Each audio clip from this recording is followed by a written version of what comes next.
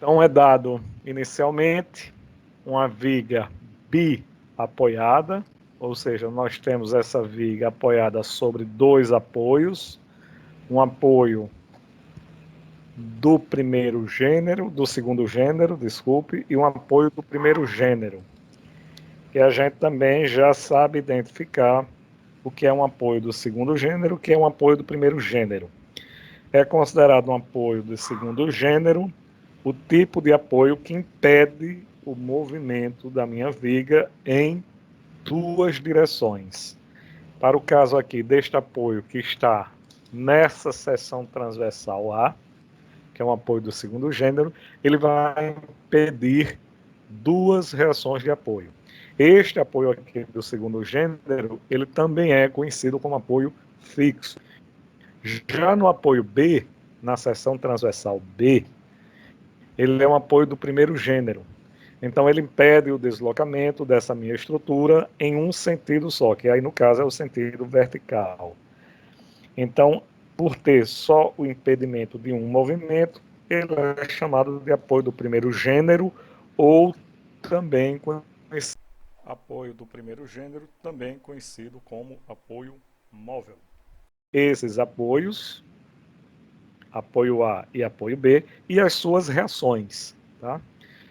Então, como eu tenho apoio e ele impede os movimentos, esses movimentos impedidos são representados através das nossas reações, tanto em A quanto em B. Então, a gente tem aqui, para este apoio fixo, aqui ó, apoio fixo, em A, para este apoio aqui, o impedimento na horizontal, ele é feito através de uma força na horizontal, impedindo qualquer movimento neste sentido. Na minha vertical, eu também tenho uma reação deste meu apoio impedindo o movimento na vertical. Então, o apoio fixo, apoio do segundo gênero, impede dois movimentos de translação, um na horizontal e outro na vertical. Já o apoio do primeiro gênero, que é em B, na minha seção transversal B, ele impede apenas um movimento, que é na vertical. E com isso, o impedimento é representado através de uma reação. Então, a gente tem agora, olhando esta nossa viga, eu tenho todas as cargas que estão atuando nessa minha viga, que são só cargas verticais e horizontais, e as minhas reações. Essas reações provenientes desses apoios que vão impedir estes movimentos, elas também são cargas. Então, no que eu já identifiquei o tipo de apoio e as minhas reações correspondentes a cada tipo de apoio apresentado na minha viga, então eu vou partir para a resolução dessas reações. Então, essas reações é o que nós chamamos de incógnitas. É o que precisam ser determinadas no problema. Então, eu preciso saber quem é VA, VB e HA. E para isso, a gente vai se utilizar de três equações de equilíbrio da estática. Essas equações de equilíbrio, elas são universais e são sempre utilizadas. A partir de agora, a gente sempre vai utilizar essas três equações, que é a garantia do impedimento do movimento da minha estrutura. Então, essas três equações, elas nunca vão mudar, sempre vão ser aplicadas essas três equações. Ou seja, quando eu somar todo mundo na horizontal, vai ter que dar igual a zero. Com isso, eu garanto que qualquer movimento de translação na horizontal possível de acontecer será impedido, porque quando eu somar todo mundo, terá que dar igual a zero. Então, estará em equilíbrio com relação à translação na horizontal. A outra equação de equilíbrio garante que o somatório de todas as forças na vertical, que estejam atuando no sentido vertical, quando eu somar, terá que ser igual a zero. E por último, a terceira e última equação de equilíbrio é que o somatório do momento que essas forças provocam em qualquer que seja o ponto na minha viga, ou em qualquer que seja a minha seção transversal, quando eu somar este somatório de momento, também terá que dar igual a zero. Então, vocês percebam que essas três equações é que nós vamos utilizar para resolver as nossas incógnitas, que são quem? As nossas reações. Então, numa viga, eu sempre vou ter numa viga isostática. Aí agora vem a definição do que seja uma viga isostática. Por que é que ela é chamada viga isostática? Porque ela tem o número de incógnitas, ou seja, 3 que eu preciso determinar, iguais ao número de equações de equilíbrio que eu tenho para determinar essas minhas reações. Então, quantas incógnitas? 3. Quantas equações? 3. Então, número de equações igual ao número de incógnitas é o que a gente chama de viga isostática, se essa relação estiver satisfeita. Inicialmente, eu tenho a minha viga apresentada e só os meus apoios sem as minhas reações. E ela fica pronta para minha resolução quando eu identifico para cada apoio as suas respectivas reações. Aí, ao final, antes de resolver, eu tenho toda a configuração do carregamento apresentado. As minhas cargas que realmente estão atuando na minha estrutura e as reações que são provenientes dos apoios. Então, com isto tudo identificado, aí agora eu vou ter condições de resolver quem são essas minhas reações. Vou calcular quem é cada reação dessa.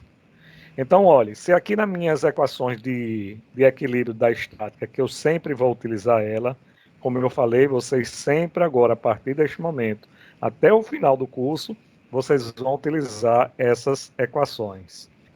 Na apresentação dessas minhas reações, aí eu vou agora fazer a aplicação de cada uma delas. Então, a primeira aí faz a seguinte pergunta: eu preciso sempre começar pela primeira equação, que é o somatório de todas as forças na horizontais igual a zero? Não. Na verdade, eu posso começar por qualquer uma delas, independente de uma ordem direta.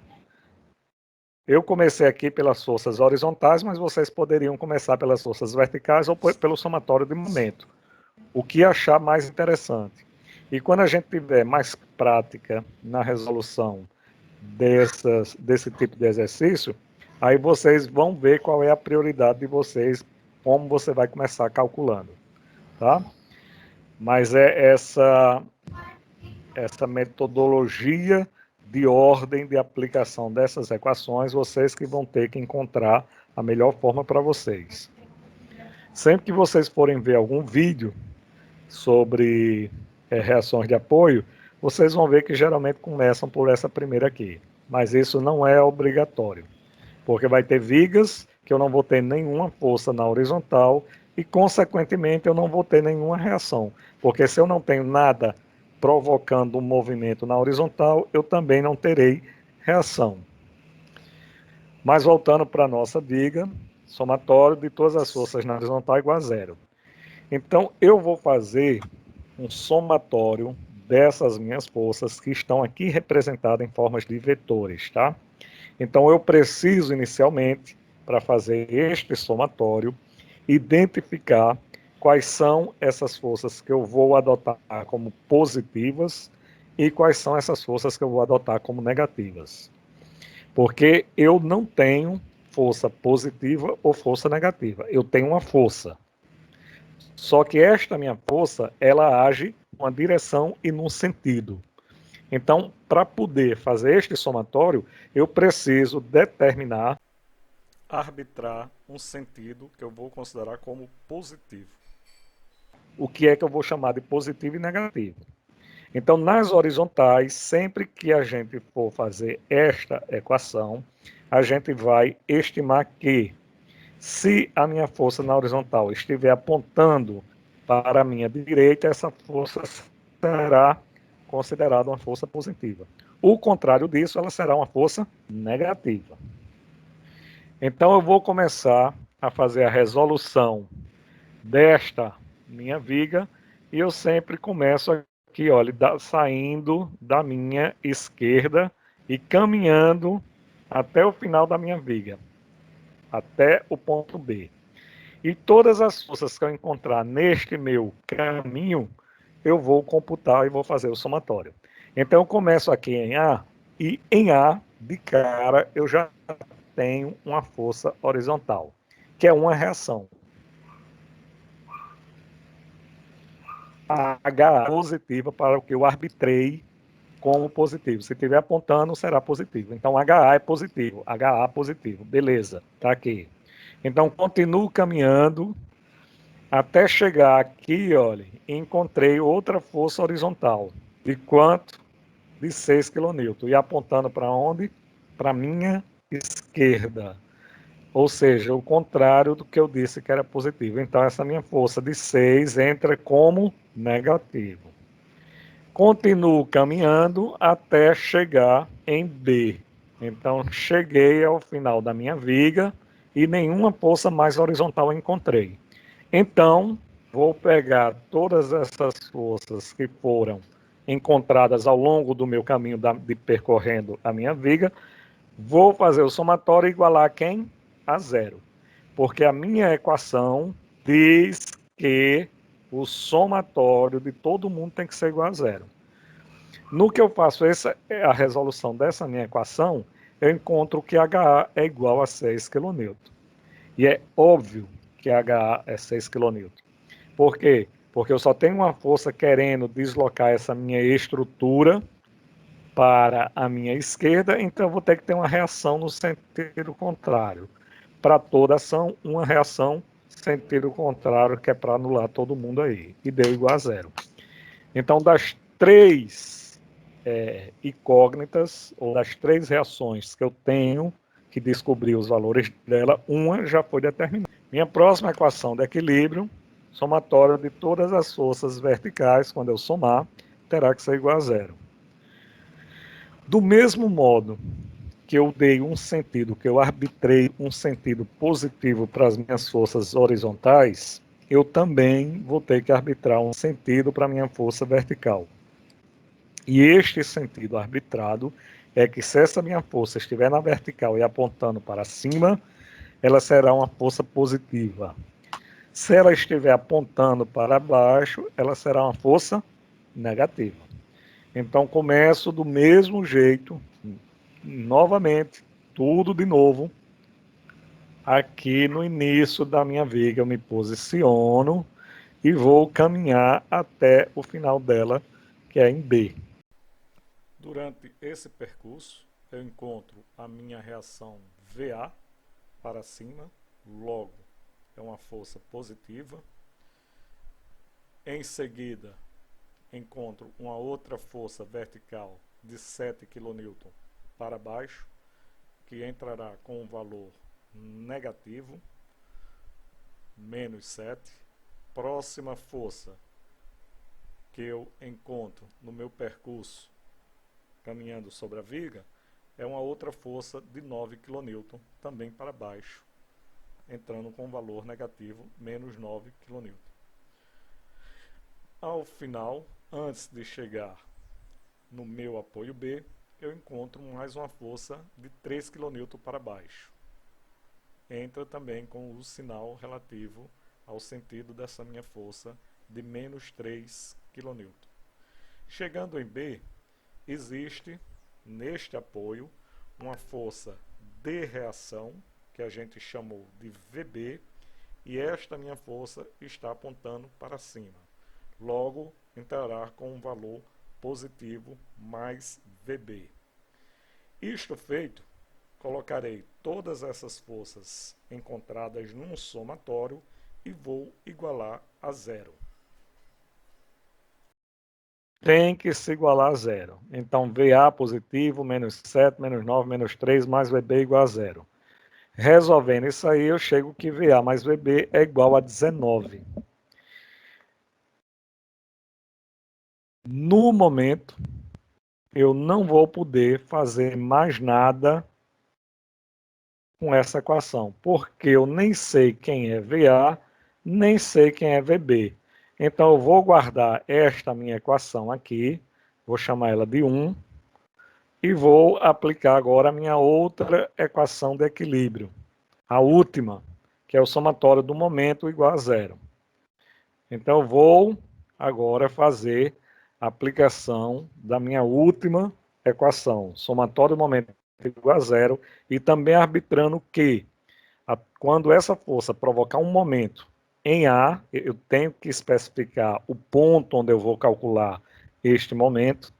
Então, se a tendência de giro dessa força em relação ao ponto A for uma tendência de giro no sentido horário, será positivo. Se a tendência de giro for no sentido contrário a esse, será um momento negativo. Não esqueçam que para ter força ou para ter momento, eu preciso de duas condições serem satisfeitas.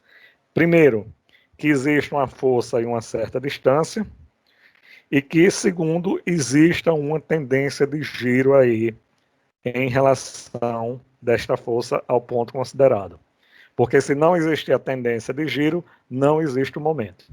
Como eu já estou aqui em A, já vou analisar todas as forças sem sair do ponto A, porque o ponto A agora é o ponto fixo e vou ver o que essas forças provocam de momento em relação a esse ponto.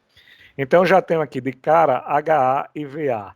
Como eu estou diretamente em A e elas estão aplicadas em A, estas duas forças não provocam momento em A, porque não tem a distância. Eu tenho o valor da força, apesar de eu não saber ainda quanto é VA, mas eu sei quanto é HA, só que não provoca momento. Por quê? Porque a distância é zero. Se a distância é zero, não houve momento. Então, vou ver agora qual é a próxima força que provoca momento em relação ao ponto A. Encontrei esta de 7 kN. O momento que a força de 7 kN provoca em relação ao ponto A é o valor da sua força vezes a distância até o ponto A. Então, para 7 kN, eu vou ter como momento 7 vezes a distância, que é de 2 metros. No desenho ilustrativo abaixo da minha viga, eu tenho, seguindo as minhas forças, com a tendência de giro que ela vai provocar em relação ao ponto A. Ou seja, o momento dessa força em relação ao ponto A com sua tendência de giro no sentido horário, tanto para 7 kN, para 9 kN, como para 3 kN. Já a minha força reativa VB, que é a reação que está em B, ela terá como tendência de giro, devido ao seu momento provocado em relação ao ponto A, no sentido anti-horário. Logo, este momento será negativo. Desse modo, em continuidade com a determinação dos momentos dessas forças em relação ao ponto A, tem-se para a próxima carga, a de 9 kN, uma distância desta carga até o ponto A de 3,5 metros.